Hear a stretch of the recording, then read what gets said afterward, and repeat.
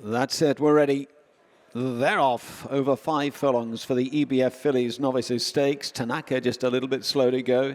Good start by Vita Cienza, also away well is Dragon Spin, and tucking in behind them Pearl Fortune racing deep, pulling very hard Tanaka in a noseband, and towards the inside Rum Therapy with the red cap. They're through the first couple of furlongs at pace. Dragon Spin to the inside in the purple and pale blue chevron. Upsides that one Vita Cienza in the green and pink diamond jacket. 3 deep of those in the pale colours Pearl Fortune.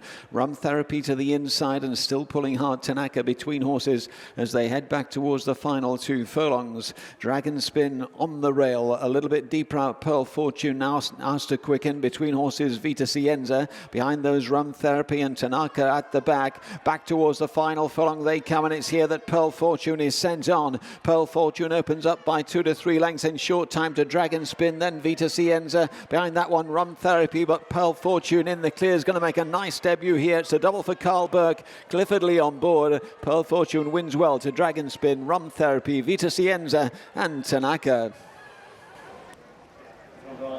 Yeah, very nice indeed from Pearl Fortune on debut. Wins for Karl Burke, gives him a double, and that's his 28th two-year-old winner of the year. And Clifford Lee on board, just steering job really. Asked her to go away and get the job done, and she does so in some style, taking a bit of time to pull up as well. But going off 15-8 on this daughter of Blue Point shows a lot of professionalism throughout. I think her nearest market rival was far too keen, so she didn't have a huge amount of challenge from that horse in the end. But this is everything that they'd want and more, I'd imagine.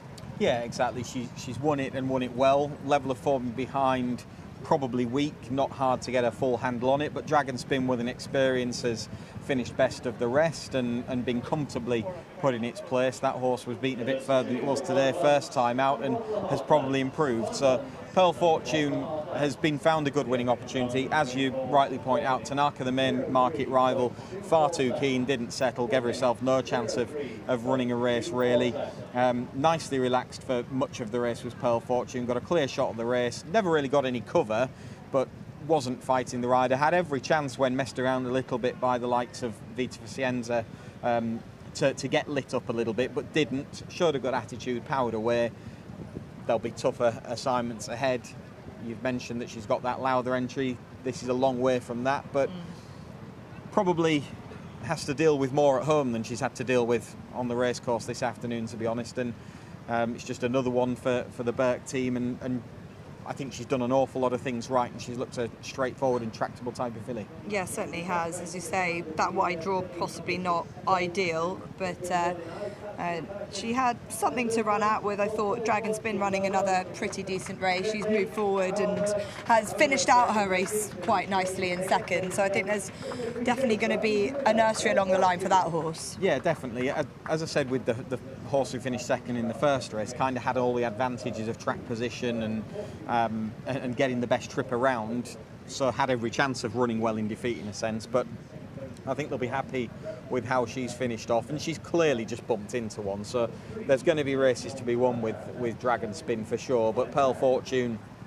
has won that decisively and should have more to offer. She did stand out a fair chunk in the paddock beforehand. It wasn't a shock to see market support coming for her, and I'm sure that there will be better to come, but there's going to need to be, because there'll be tougher rivals to beat. Yeah, seeing her in the unsaddling enclosure, doesn't look like she's blowing too hard. She's still got ears pricked and looks very happy with herself. And as you say, she's probably done a fair bit more at home, but it's always a racecourse experience that they need.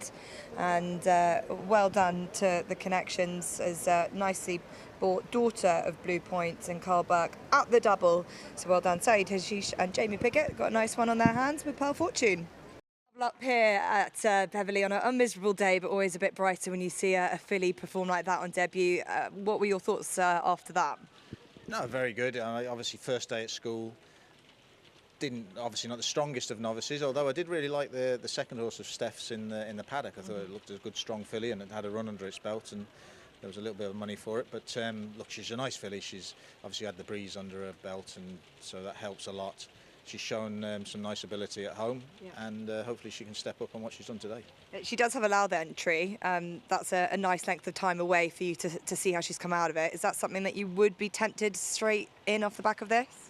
we'll see how she comes out of it. I'll have a word with her owners as well. And you know, obviously we made the Lowther entry a little while ago, so you know we thought enough of her to do that, and hopefully our homework will tell us it's a little bit tight to get another run in, but not impossible. Not impossible. And you've had your 28-year-old winner, I think, today, after the nursery winner earlier. So all rolling along quite nicely. You must be delighted, but I say there's still plenty more left to come out. There's some lovely horses still to come, and we've just had a sort of batch of second half of the season horses come in. You know, some lovely big colts there that have just come up. Who knows what they are, but yeah, there's still 4 or 5 nice horses to come. Yeah, this one obviously a horse running over the minimum trip. So have you got a lot of your sprinter two-year-olds out at this stage?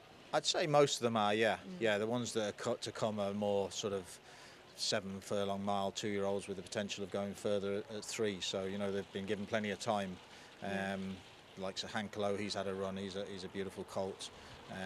So yeah, then there's some nice ones there. Yeah, for later on. Yeah, the Super Sprint this weekend is quite a good 2-year-old testing race. I see Ali Shuffles in there. Is that a declaration you're going to make? We think so, yeah. She worked well this morning. We're very happy with her. She didn't perform in France last time, which was a bit concerning because she's always been so honest. Yeah. We think she was in season in France. You know, okay. Certainly shown signs of it down at the start.